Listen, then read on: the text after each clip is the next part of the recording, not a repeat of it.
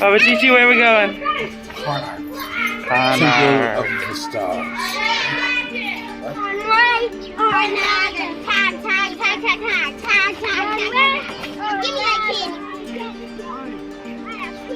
Salam alaikum.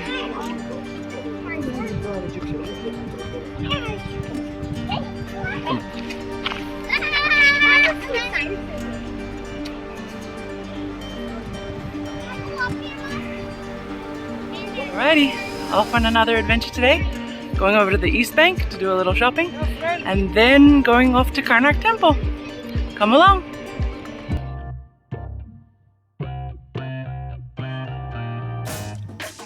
Allow us to introduce ourselves. We are going, back, back. I'm from Australia.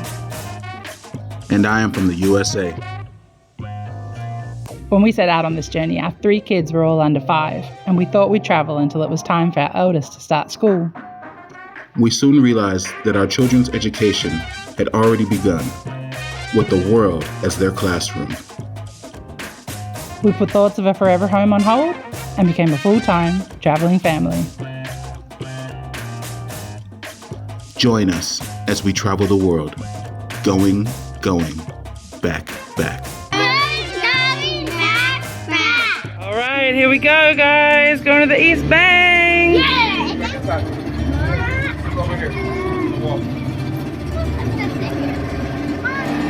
Heading across the Nile by motorboat. The private motorboat costs about 40 Egyptian pounds. This is about $2. So very reasonable. You can see there behind me the famous Winter Palace Hotel, and we're heading towards the Luxor Temple. We are very happy to be joined by our friends today.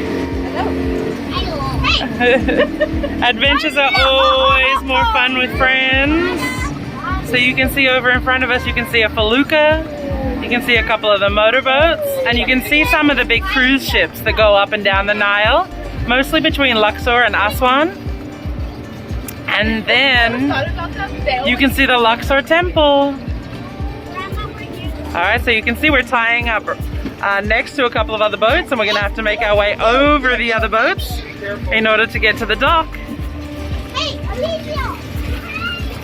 Watch your heads.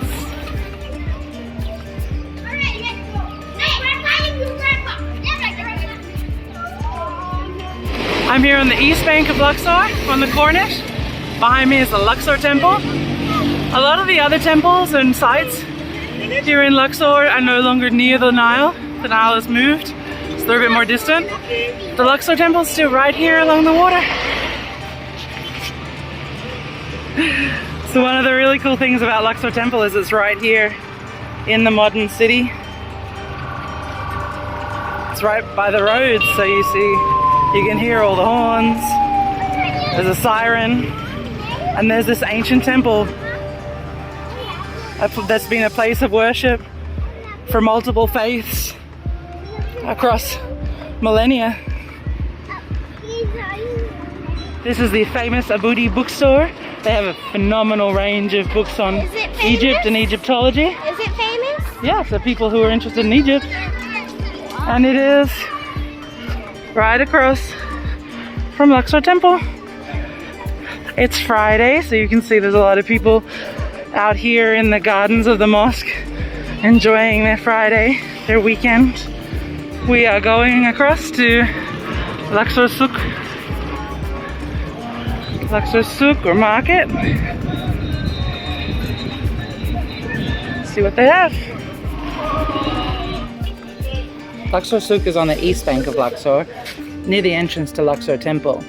It extends for about 2 blocks and is all shaded, which is very appreciated in the hot Luxor sun.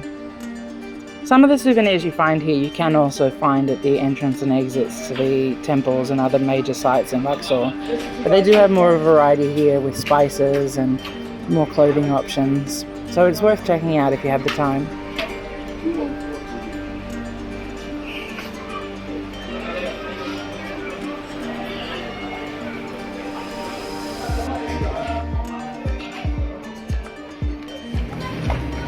We have exited the souk at the far end, and are heading through the city streets down to a little party supply store to pick up some things for one of the kids' birthdays.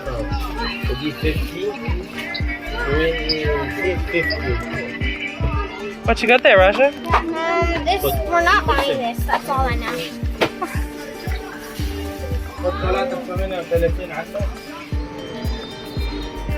We are grabbing some snacks before we head to the temple. Yes, those are super cool. They're like super powders.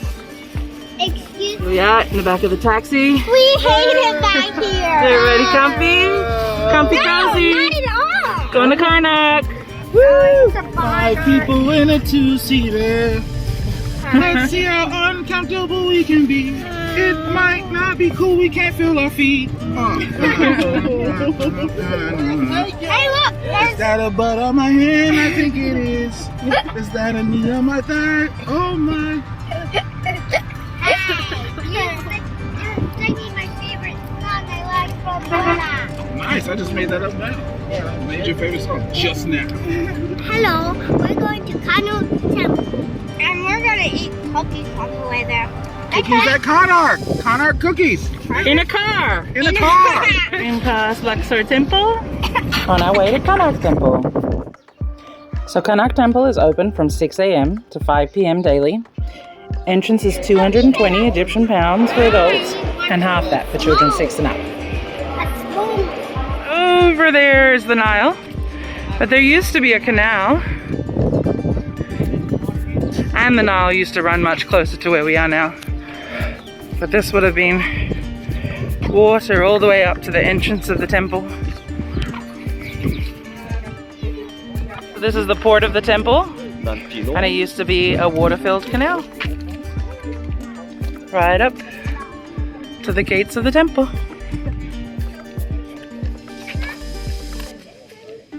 These are ram's-headed sphinxes in various states of repair, and the first pylon of Karnak Temple. What you doing down there, bud? Kind of cool. It's like cold air. Yeah, well, but what if there's like a scorpion or something? Scorpions are only in the It's all desert. Your mom is Damn, son. That's what he said. Live at Karnak Temple. It's got a lot of history here. She will take you through the rest of the history here. This is the great forecourt of Karnak Temple. The whole complex is called Karnak Temple, but there's actually a bunch of different temples within. The complex is dedicated to the gods known as the Theban Triad, Amun, Mut, and their son Khonsu. Over here, when you look at this mud brick ramp, this is actually how they made these pylons. So you see they'd make these big mud brick structures up against where they were building the pylons and build the mud brick higher and higher as they built the stone structure higher and higher. One great thing for families about the Egyptian sites is there's heaps of space for the kids to run around. There was active construction and worship at Karnak Temple for about 2,000 years. From about 2000 BCE right up until about the start of the Common Era. And so a lot of the structures you see were built over huge expanses of time. So one thing that's here might be 4,000 years old, where another is only 2,000 years old only. You enter the forecourt, the great forecourt. To the right-hand side is the Temple of Ramses III,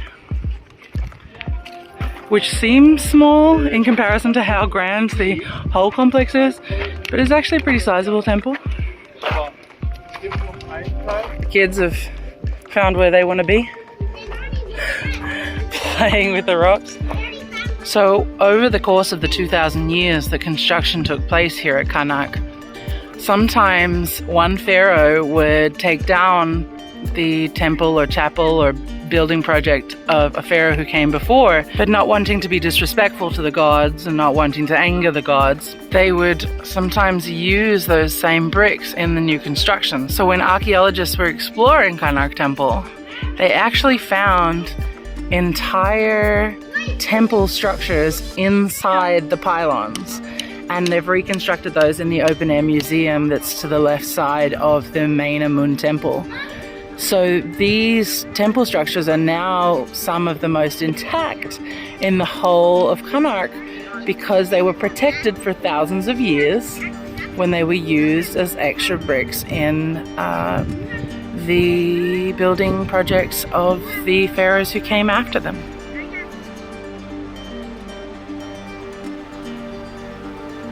So you can see that there's one grand column remaining. There's the bases and shorter remains of 9 others. Where's this kid going though? Is she just gonna go explore on her own? Shoeless? She's looking back. She knows what she's doing. Good choice. We are now entering the Apostle Hall at Karnak Temple, the most dramatic and awe-inspiring space in all of Karnak. In ancient times, a roof covered the whole area, and during the inundation, floodwaters would fill the dark hall. These days, it's much more cheerful. It's one of our favourite places in Luxor to wander, and one of our kids' favourite to play hide and seek.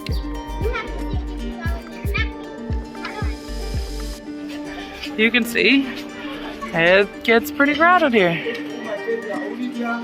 This is one of the obelisks that are here. There used to be several more. There's some really detailed signage around Karnak, which makes it easy to explore even without a guide.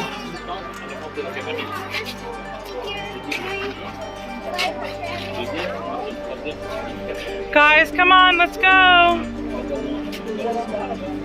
There it is. This beautiful obelisk. And another over here.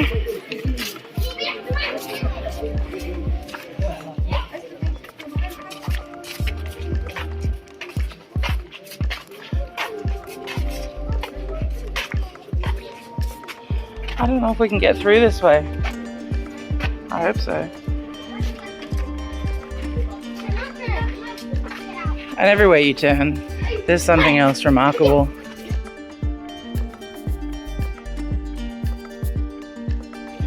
What you doing, Chi-Chi?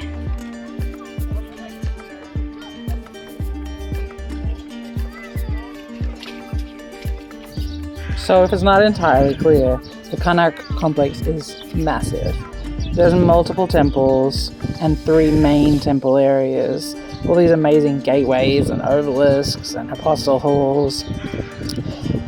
But it can get quite crowded. And if you're looking to escape the crowds, one of the most beautiful, well-preserved areas that not a lot of tour groups visit is the Temple of Khonsu, which is included in your main ticket price. The temple's really beautiful. There's a lot of birds singing up in the roof, which makes it quite atmospheric.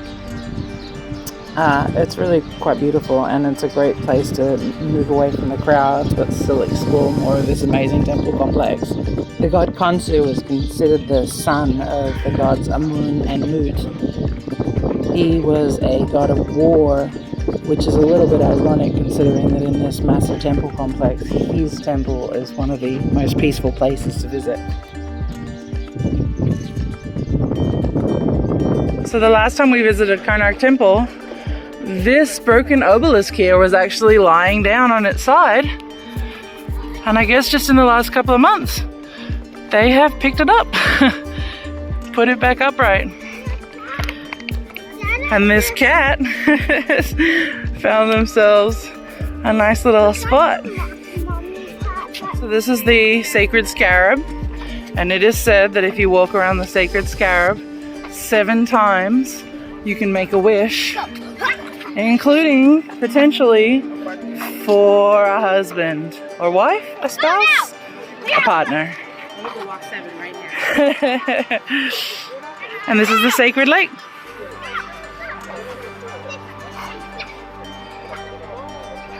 You'll find sacred lakes at most of the temple complexes around Egypt, but the one at Karnak is definitely the biggest we've seen. There are about a dozen of these massive pylon gates around Karnak Temple, built by various kings and queens. It is 5:20 p.m. The temple closes at about 5, but we're here now at 5:20 and they're just now asking us to exit. It's beautiful to be here at this time. It's a little cooler. You see the sunset. See, at Karnak, you really could easily spend the whole day here. Just bring snacks and plenty of water. It's a beautiful place. It does get very crowded, but you can usually find a quiet place away from it, away from the crowds.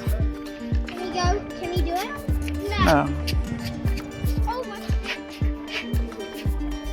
Sun setting. The light here is a bit magical right now. The crowds are filtering out. It's really beautiful. Tell me some impressions, some feelings, some thoughts you have. Going on. So it's good. It's hot, but it's not sweaty. It's sweaty, but it's not hot. Sun is at the magic hour right now. It's cool. It's cool. I like Karnak. It's really chill. But it's hot. Bring your water. Good night. Back in the Hippostal Hall, as the sun's setting, you kind of get a little of the feel of what it must have been like when it was roofed and dark and gloomy in here. Here we have again the wife. Oh look, she's a bit higher than the knee this time though. But only because she's standing on top of his feet. And then way up there, there's the king. Oh, the light here right now is beautiful.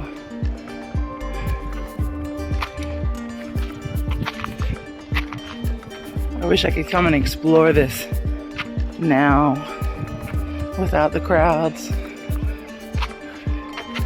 without the heat.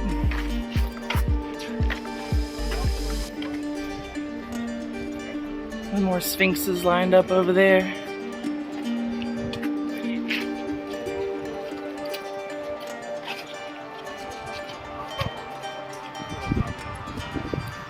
And if you listen closely, you can hear the call to prayer in the background, which is always a bit magical to hear at sunset.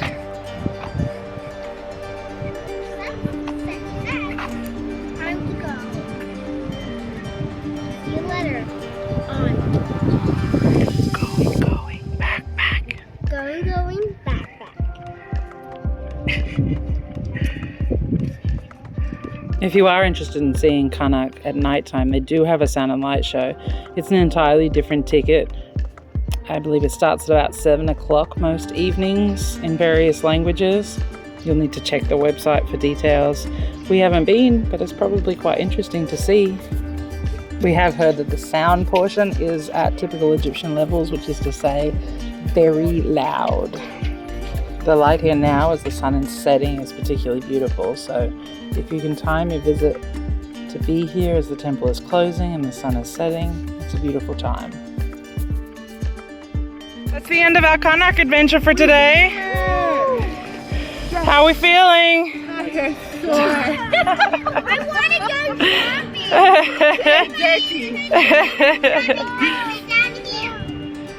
shopping. One rocks and shoes. One for shopping. If you want to go to that store, go shopping, go sit there. You got one for shopping. Huh? Go shopping!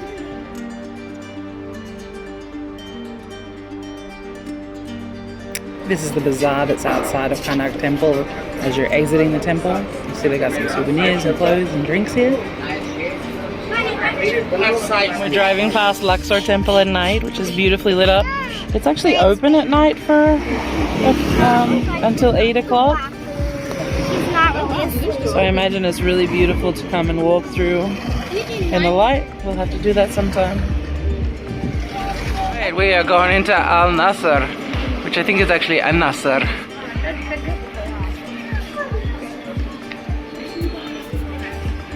It's like a small department store. There are 4 levels, one of women's clothing, one of men's clothing, one of kids' clothing and toys, and they also have a sports floor with swimming things and different sports and exercise equipment. So we picked up a few things that we needed from the store, and now we are headed back to the boat. It's not a long walk back to the boat from the store, but everybody is tired and grumpy. So a car ride seemed the best way to do it. Plus, it's quite a nice view driving along here at night. You can see the Luxor temple, see some of the nightlife of Luxor, horses and carriages, the little vans that are a common mode of transportation here, police cars, vendors selling things, and all with that ancient temple in the background.